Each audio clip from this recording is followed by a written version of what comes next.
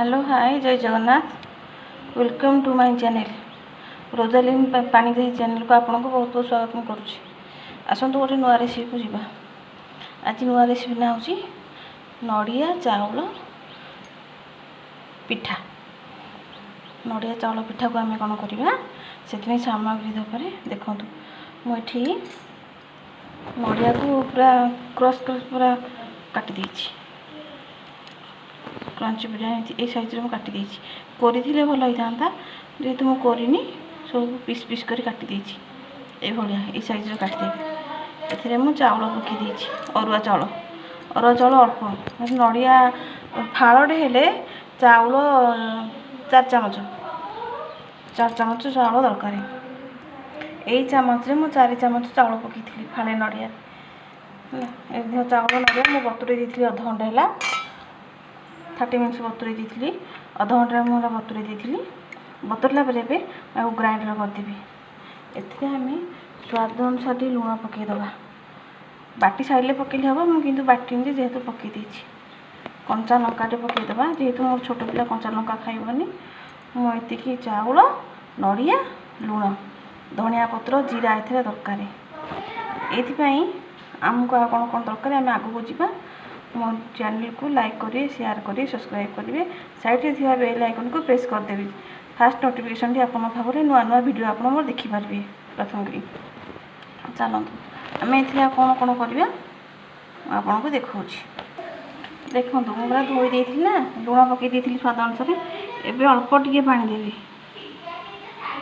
सुखाटा बाटी हेन ना अल्प टे पानी दे बेसी पानी देवेनि पानी देले बेसी पानी आसीज। ये देखो मुझे बाटी देली पेस्ट कर ग्राइंडर रे देखो पूरा पेस्ट करदेली। एबे आमे गोटे स्पून नवा स्पून जरिया आम नड़िया आम केते प्रकार करछे नड़िया पिठा करछे नड़िया खीरी करछे नड़िया चटणी करछे नड़िया संबर करछे खाली भी नड़िया खाई पारछे। ये नड़िया गोटे नुआ छोट छोट पकड़ी परिका पिठा करवा एथिरे आम केते प्रकार आइटम करि परिबा। याको मु खाली करके भात रे खाइबी किंतु आपन कौन करेंगे आलू सीझे देवे अदा रसुण पेस्ट करदे तेल पकईदे तेल पर पियाज अदा रसुण पेस्ट जेकोसी मसला गुंड अच्छी चिकेन बा मटन जेकोसी था करी पाउडर जहाँ भी था जेकोसी भी था आप पाखे भेज हो नॉन भेज हो जेकोसी मसला थी से मसला आप पकईदे टमाटो पकईदे कषिदेवे आलू सीझा को पकईदे जो छोट छोट पिठा करछे पकई अल्प पानी देकर करदेवे। मुझे कले हम मुझे साधारण नॉर्मल आज कर आउ थर सेमती कले वीडियोटी देखी। एबे मु तावा गरम कर देछि कौन कर फास्ट लास्ट में देखूँ कर जीवेनि जमीती मुझे से भाया आपड़ करेंगे। आसतु आम जा देखो मुझे तावा बसई देती तावे अलरेडी मुझे तेल पकई तेल गरम है कि नहीं आप देखिए देखो जानले तेलटा गरम है। ए देखो मुझे केमती कर आनी साइड थी आनी हारी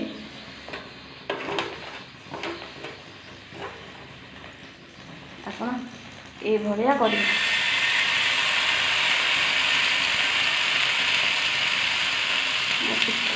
पानी टी अधिक होगला आगे पानी 2 चामच कमे देते था नड़िया चाउल छोट छोट पकड़ी पिठा पिठा करदे जमी आलू सीझे कहली झोल आलू सीझे कहली कषिकी करने को आपड़ से भाया कले भी हम करदे देखो मुझे कर देखो मुझे थोड़ी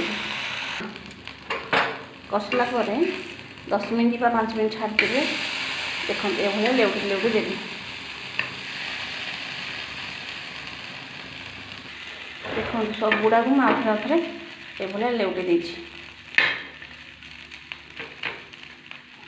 याको आपण मु जो भाया आलू करके कहली कषारे पकेवाकू सेमती थरे करी खातु केमती लगुच गेस्ट मान को दिंतु बा निजे घरे खातु बढ़िया टेस्ट लगे। एमती डाली होइथिबा आलू चटनी साग सलाड ताको भी साइड रखिए ये भाया खाइले नड़िया को नड़िया को आम भी सलाड रे पकाउचे ना सबू थे नड़ियाटे यूज आम कर देखो ये भाया मुझे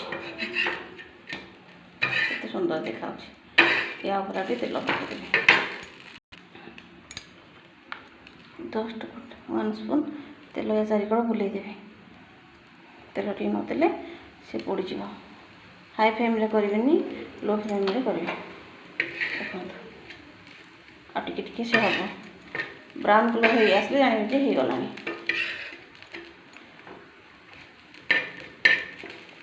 आ 5-10 मिनट आपको लगे देखो नेक्स्ट मुझे आ बसई ये 3टा भी आ लास्ट लुक रही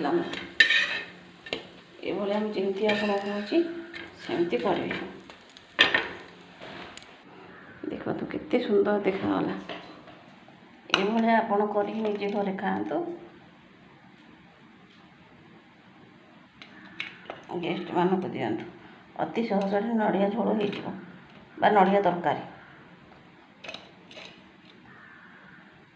ये टे जस्ट पानी लिक्विडा थी बोली फिटीगला एपटे रहा ये सब ठीक अच्छे